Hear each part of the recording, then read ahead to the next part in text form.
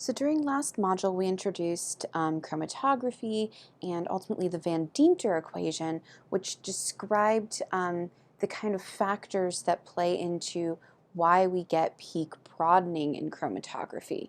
Okay, and we had our four different terms: our longitudinal diffusion, our multiple paths, our longitudinal diffusion, our mass transfer in the stationary phase, and mass transfer in the mobile phase.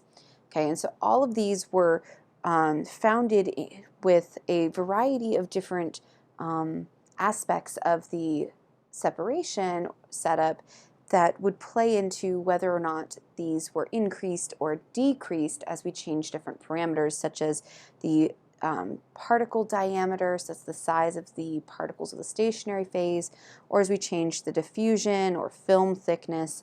And so all of these variables played a role. Now, we've talked about Van Deemter primarily in the realm of gas phase chromatography so far. So as we consider transitioning to liquid chromatography, where in liquid chromatography we have, instead of a gas as the mobile phase, we have a liquid mobile phase.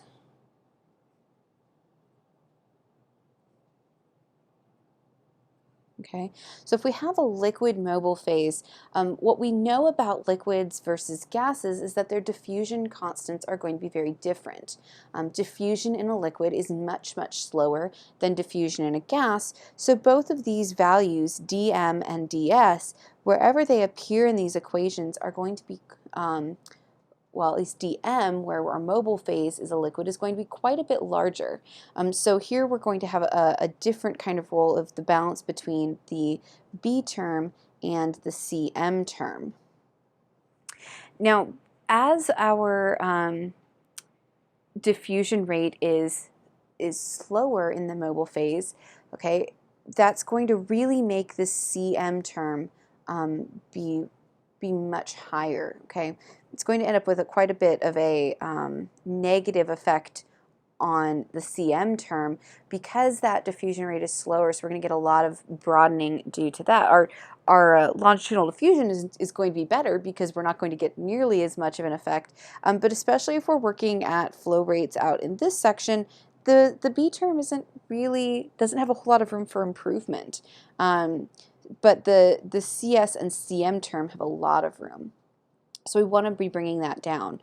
So what can we do with the CM term to help counterbalance this increased diffusion rate? And the answer is, well, we can either make the tube narrower, change that radius, or if we've got a packed column, we can change the diameter of the particles and make those particles smaller. Now, in the liquid chromatography, you've got some resistance to flow, and so making the radius or the particle diameter smaller is going to have other effects. Okay, so as we decrease the particle diameter, which is going to be kind of the ideal because it's also going to affect the A term, we can bring down the A term and the CM term at the same time. So we might want to decrease the particle diameter. The problem is that as we decrease the particle diameter, we're going to be increasing the pressure of the system. Okay, and why is this the case? Okay, the pressure of the system is equal to some constant F here times the flow rate, the viscosity, the length of the column, and then we divide by pi times the radius of the column squared times the particle or diameter of the particle. So anytime we're going to be decreasing the particle diameter, the pressure is going to go up. Okay, so decreasing the particle diameter is going to make our Van Deemter more optimized. We're going to bring our total H value down because we're reducing both the CM and the A terms. That makes our plate height lower, which is awesome. We want a minimum plate height to get maximum plate number, but we have to deal with this pressure difference. Okay, now at some point, when we increase pressure, our instrument can no longer function. Okay, we have pressure limitations in the instrument.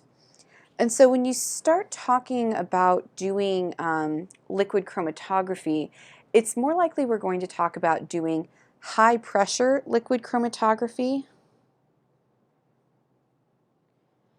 where we're going to allow for those high pressures to occur. So we might abbreviate that HPLC, or we might consider ultra high pressure.